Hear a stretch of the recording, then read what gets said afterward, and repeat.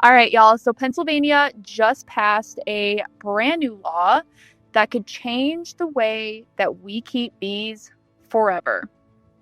It doesn't matter if you run a couple backyard hives or if you're loading semis to send off to California for almond pollination.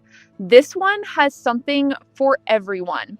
It's called House Bill 1277, the Plant and Pollinator Protection Act. And well, you know me. I just had to dig into it and take a closer look because once you start reading through what is actually in it and what it is replacing, you realize that this isn't just about Pennsylvania. It's a part of a bigger shift in beekeeping, and, well, not everyone's going to come out on top.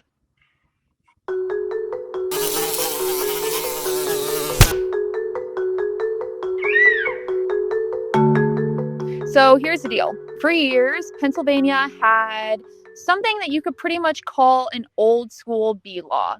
It was simple. You registered your hives, an inspector would come out and check for things like American foul brood, and as long as your bees were healthy, everyone went about their business. It wasn't a perfect system, but it did work. And more importantly, it was built on trust between the beekeepers and the inspectors. They actually worked together with each other and not against each other. There wasn't any feeling of big government control. It was more like, hey, we're all trying to protect the bees that we have here together. But in the last few years, that tone started to change a little bit. People began raising the alarm about this mite called tropicalaps, also known as tropy, which you'll hear many of us call it as the short term. And if you've never heard of it, trust me, you don't really want to. It makes varroa look like child's play. This mite reproduces faster, it spreads quicker, and if it ever got into the United States, we would be in huge trouble. So around that same time, commercial pollination started to pick up. It started blowing up, matter of factly, especially with almonds in California. Today, thousands of hives are trucked across the country every winter, and that's made states and big operators a lot more nervous about tracking bee movement and disease risk. So, naturally, that led to a push for state departments, large beekeeping groups, and a few other bigger commercial names starting to say things like, hey, we need a stronger, more centralized system, something that tracks and regulates pollinators the same way that we handle crops. And that is where the House Bill 1277 comes in. House Bill 1277 basically throws out that old bee law and replaces it with something brand new called the Plant and Pollinator Protection Act. And here's the wild part. Bees are now officially grouped in with plants. Yeah, you heard that right. Our bees are being regulated just like crops now. The idea behind it sounds reasonable enough on paper. The state wants one big system that pretty much covers both plants and pollinators under the same biosecurity umbrella. That way, if a new pest or disease was to show up, the Department of Ag can actually react faster and contain it. I mean, it kind of makes sense. Funding's always the biggest roadblock for these programs. So instead of creating a whole entire new system just for bees, they just folded us in with plants instead.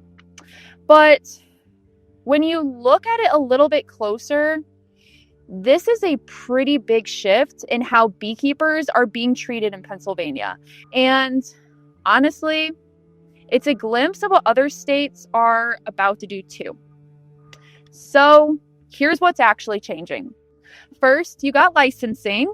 If you're distributing, transporting, or managing pollinators in any kind of organized way, you might actually need a license. So that could mean if you're selling nukes, shipping bees across the states, or doing pollination contracts, you are now a part of a new system that involves paperwork, fees, and potentially inspections tied to that license.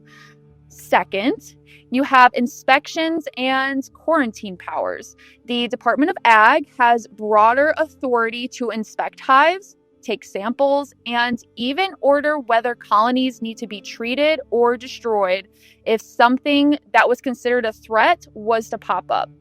They can also restrict movement of hives if there is a suspected issue. Now, to be fair, inspections are not new, but the level of control that is here absolutely is. Before, it was mostly about cooperation, but now it's much more like top down. And if you move bees for pollination, this could mean that you have a lot more hoops that you have to jump through before you can actually load your bees onto that truck and head west. So third, you've got funding and oversight. This bill sets up something called the Planted Pollinator Protection Account. So basically, there's a pot of money that funds all the new inspection and enforcement programs. Now, they say that this is, of course, to make sure that there's money in order to respond to threats like Tropicalaps mites, but this also opens up a door for new fees on beekeepers down the road, because let's be honest, that funding has to come from somewhere. And finally, to sum this whole bill all up, there's going to be a new committee. There's going to be a plant and pollinator committee that advises the department on decisions.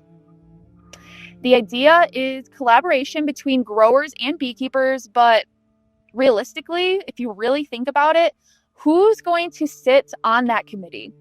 Probably larger, well-known connected operators and ag industry reps, not your average sideliner or backyard beekeeper. Now, I do just want to say, don't get me wrong. There are real threats that we have to be ready for.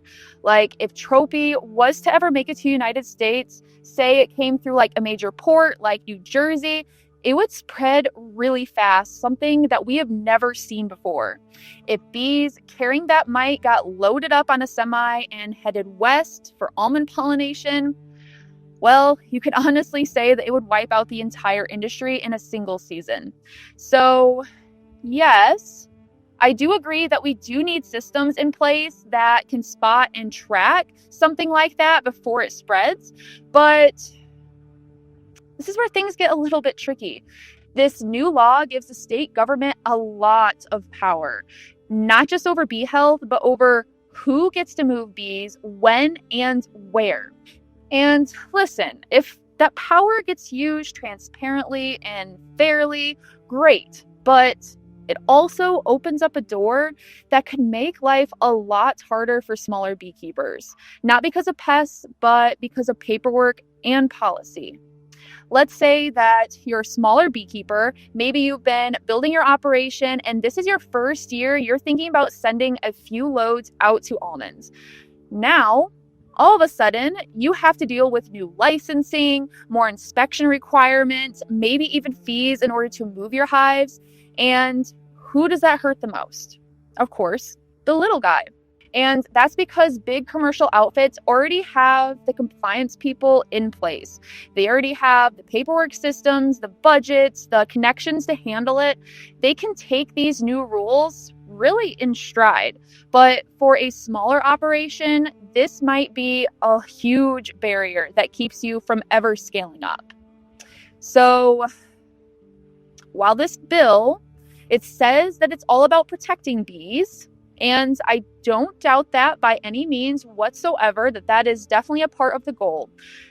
It might also end up consolidating even more power into the hands of a few big operators who already pretty much dominate the pollination industry. And, well, that's the complicated part. It's not that this law is evil or that it's all bad. It's that it changes the balance. It shifts the playing field in a way that looks small on paper, but could have huge ripple effects across the entire beekeeping industry over the next few years. And here's the thing.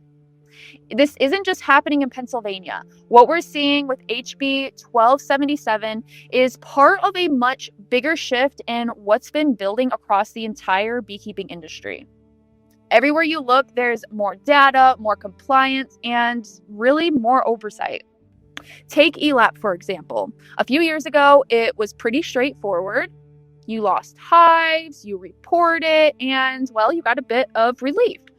But now, ELAP requires detailed documentation. You need hive counts, loss percentage, management notes, movement records, basically proof of every single thing that colony has ever been through. And if you don't have the data lined up perfectly, you don't get help. And then there's Uplift, the Bee Cause Alliance's new program that is offering to pay beekeepers for keeping their hives alive. The goal behind it sounds awesome, rewarding good management instead of just paying out when a hive dies.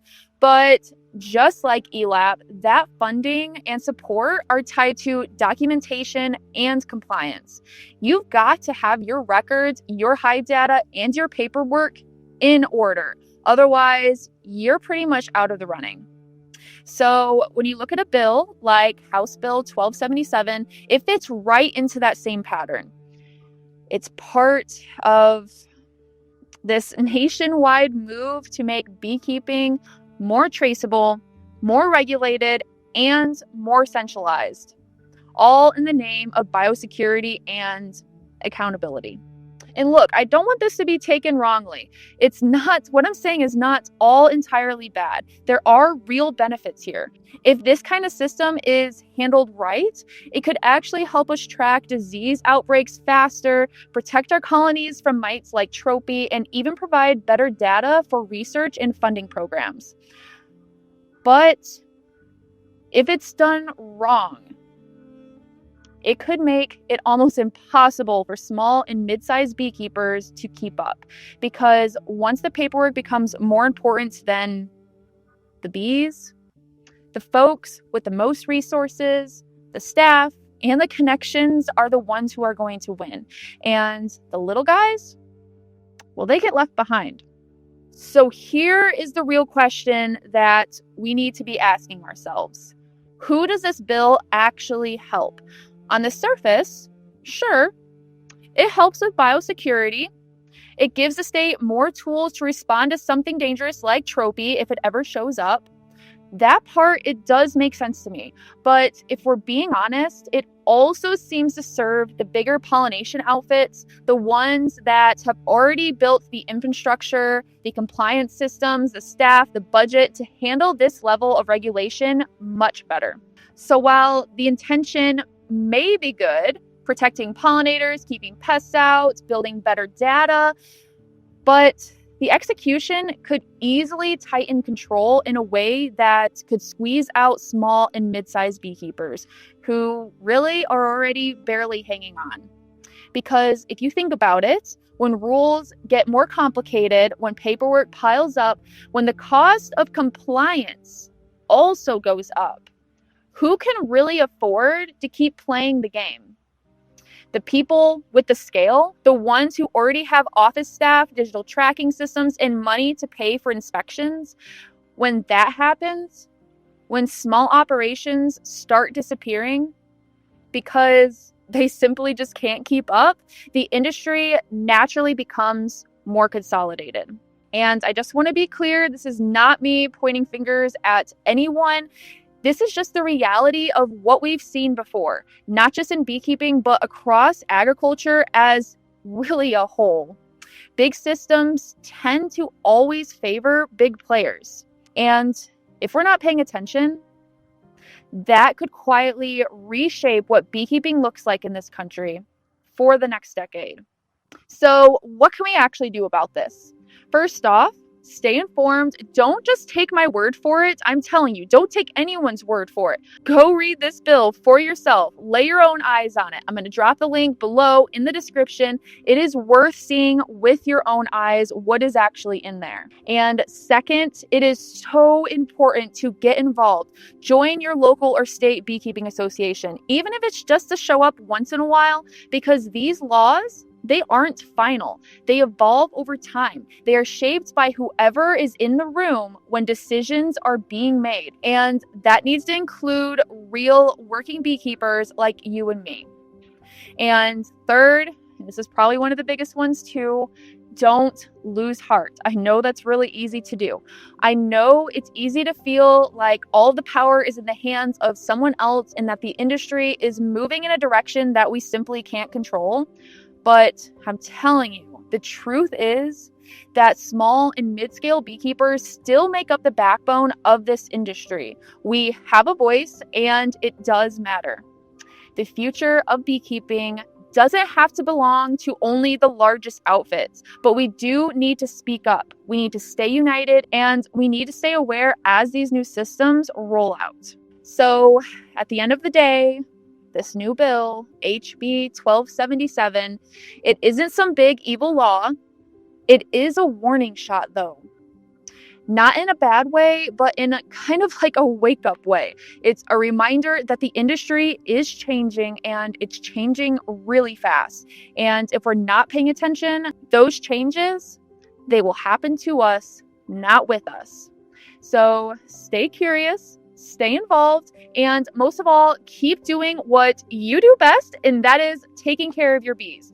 I would love to hear what you think about this. What do you think about HB 1277? Do you think it's going to help or is it going to hurt beekeepers?